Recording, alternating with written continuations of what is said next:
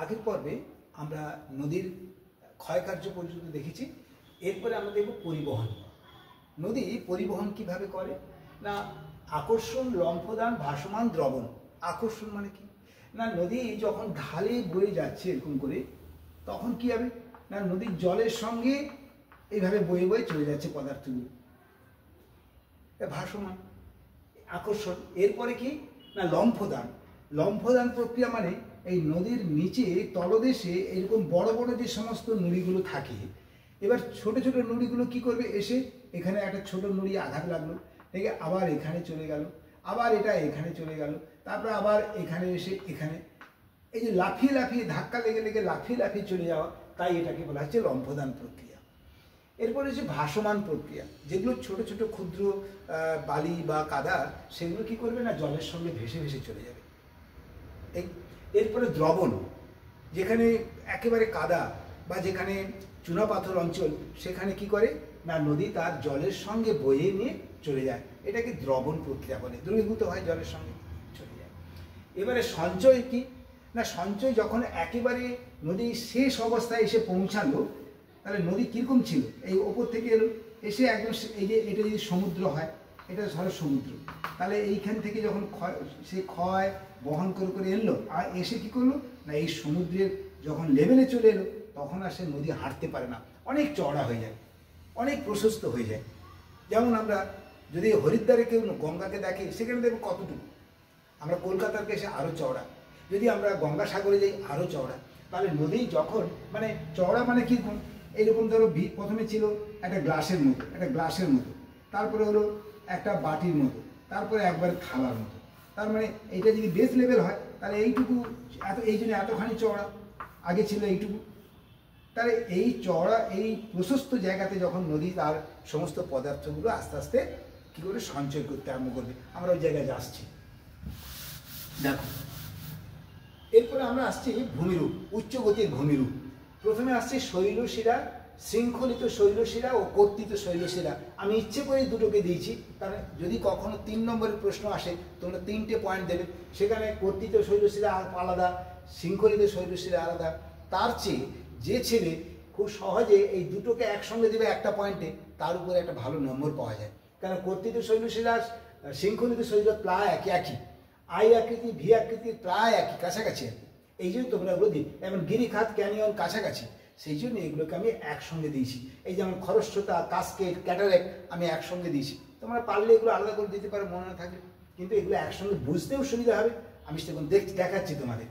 প্রথম হলো, এটা হলো তাহলে শৃঙ্খলিত শৈলশিরা কি না, পাহাড় যখন, পর্বত যখন এরকম সাজানো আছে, পরপর পরপর করে সাজানো আছে, তখন দেখো নদীকে দেখা যাচ্ছে না, একেবারে নদী পর্বতের গায়ে গায়ে এসে এই শেষ কি বলে পর্বত থেকে এসে নদীর আত্মপ্রকাশ করলো, মানে দেখা গেল।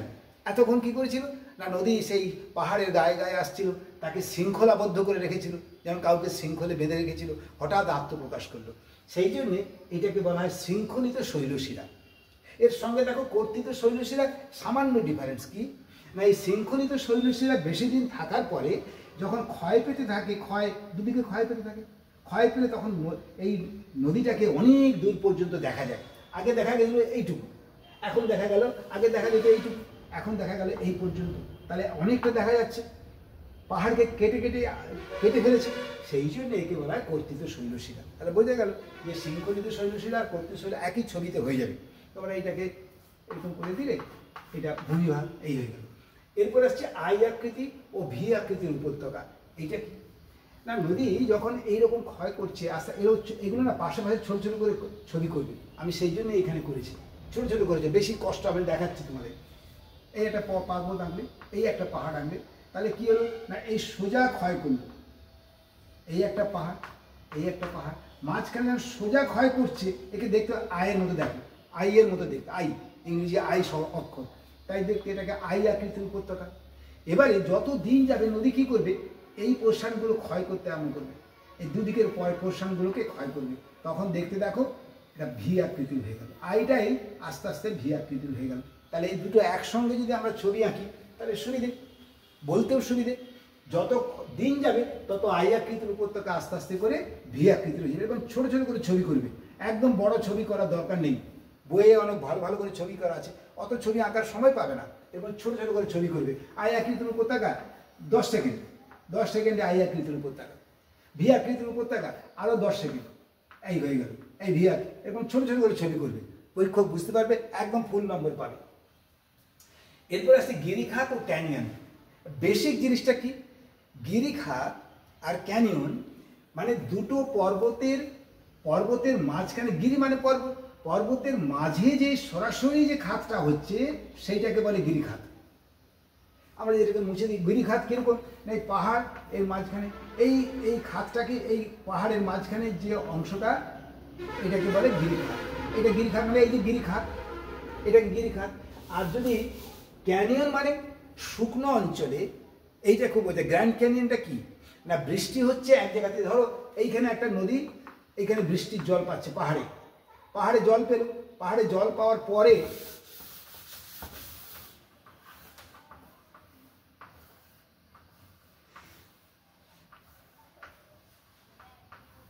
এইখানে পাহাড়ে জল পেয়ে কি হলো না, এখানে জল পেল, কিন্তু এই ভূমিটা অনেক দূর পর্যন্ত জলটা শুকনো অঞ্চলের উপর থেকে বয়ে এলো, এসে কোন এই গ্র্যান্ড ক্যানিয়নটা এইরকম পুরো মরুভূমির উপর থেকে বয়ে গেছে, দেখতে নলের মতো। হ্যাঁ, ক্যানিয়ন মানে পাইপের মতো সরু করে শুষ্ক অঞ্চলের উপর থেকে বয়ে গিয়ে চলে যাচ্ছে, এই জন্য একে বলে ক্যানিয়ন।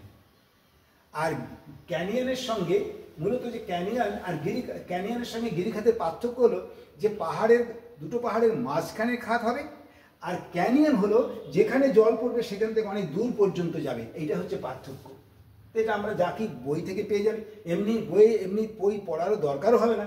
যদি নেপালের কালীগণ্ডক নদীর পৃথিবীর গভীরতম, ওই যে অন্ধগলচি বলে 5571 মিটার গভীরতম, আগে ছিল কি গ্র্যান্ড ক্যানিয়ন বলা হয়, কি বলে তোমার এই গভীরতম খাত, আগে ছিল আলাদা। এই ইচাং হচ্ছে ইয়াংশিকিয়াং নদীর 250 কিলোমিটার গভীর।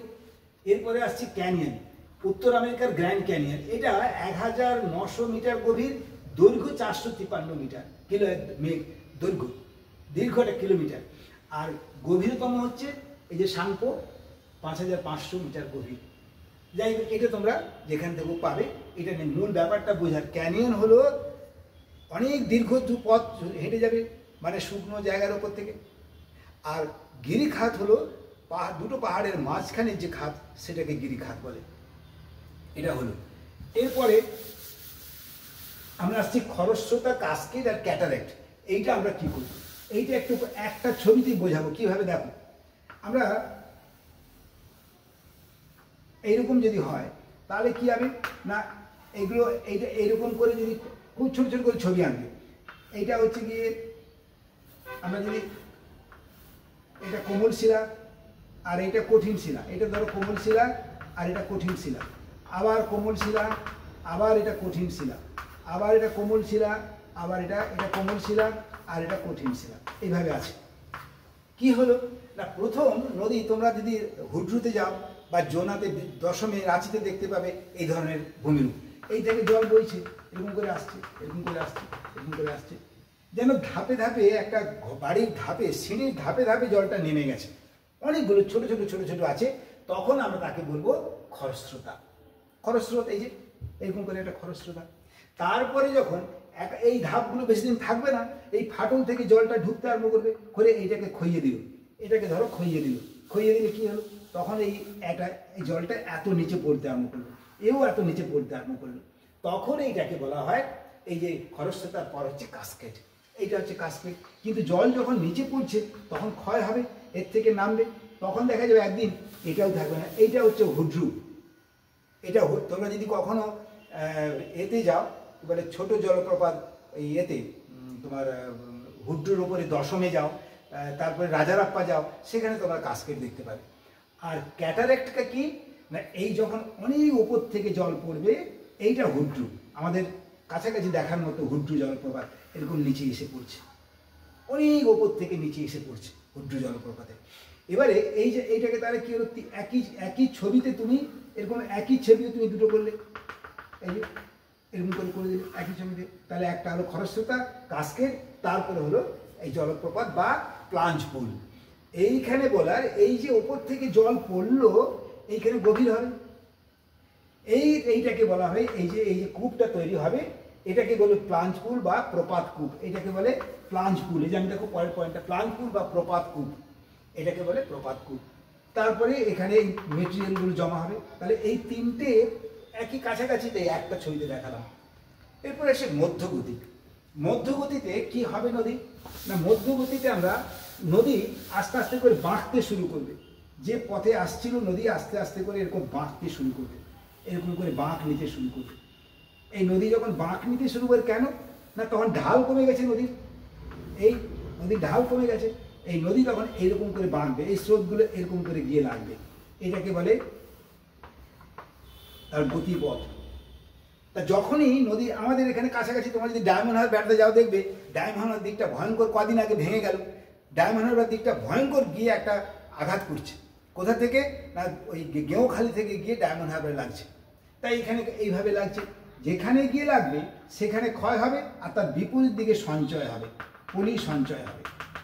এই পলি সঞ্চিত জায়গা বা এগুলোকে বলে, এগুলোকে বলবে, এগুলোকে কি বলা হবে না পলল ভূমি বা চর। এগুলোকে আমরা চর বলি, চরও বলতে পারে, পলল ভূমি বা চর।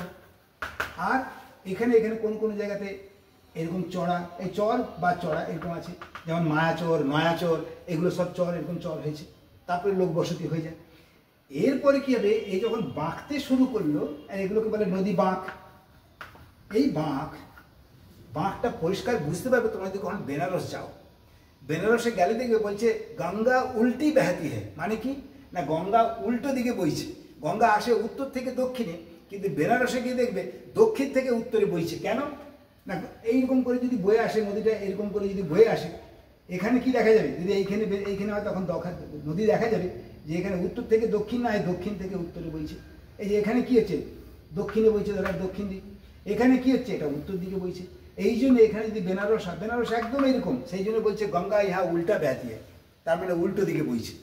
এই কারণে তাহলে চর হলো, বাঁক হলো, আর এই পলল ভূমি হলো। এরপরে পলল ভূমিটা কি, পলল ভূমি হলো এর ওপর থেকে যখন এই জায়গাগুলো বন্যা হয়, এই যে কদিন আগে বন্যা হয়ে গেল, এই বন্যার ফলে এই বাঁধগুলো ভেঙে গিয়ে কি করবে না পুরোটাই তখন এগুলো বন্যায় প্লাবিত হবে।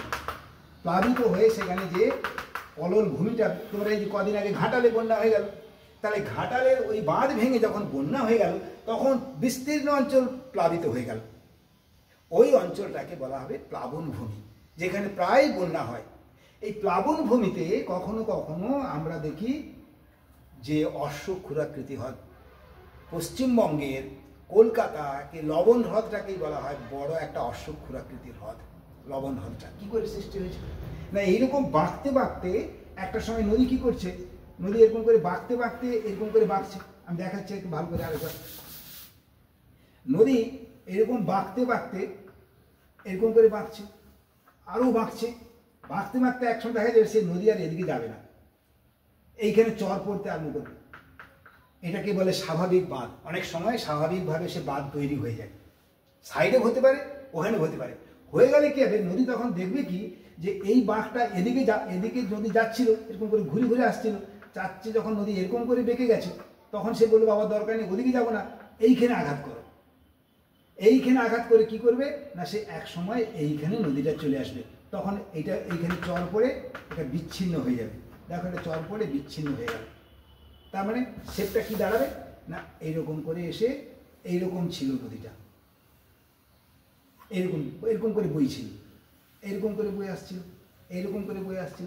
সে কি করলো না নদীটা তখন পথ খুঁজে নিল এইখানে সোজা হয়ে, এখানে তখন পলি, এখানে তখন পলি, পলি পলি বিচ্ছিন্ন হয়ে গেল। নদী তখন কি করলো এইরকম করে বইতে আরম্ভ করলো এই পথে। দেখো এই নদীটা সোজা পথে বইল, নদীর সোজা পথে এইটা অশ্বক্ষুরাকৃতি জল রয়ে গেল, এটা জল, এটা জল আর এটা পলি। দেখো এইটাই হচ্ছে অশ্বক্ষুরাকৃতি হ্রদ।